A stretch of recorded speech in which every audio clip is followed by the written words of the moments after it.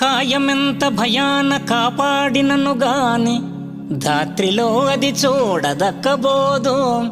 ఏ వేళ ఏ రోగమెమరించును సత్వమందంగజేయునే చందమునను. ఔషధంబులు మంచి అనుభవించిన గాని కర్మక్షీణంబైన గాని విడదు. కోటి వైద్యుల గుంపు కూడి వచ్చిన గాని మరణమయ్యడు వ్యాధి మాన్పలేరు. జీవుని ప్రయాణ కాలంబు సిద్ధమైన నిలుచున్న దేహమిందొక్క నిమిషమైన. భూషణ వికాస శ్రీధర్మపుర నివాస దుష్ట సంహార నరసింహ దురిత దూరా. కర్మ తీరిపోతే కాయము ఒక్క క్షణమైనా నిలవదు.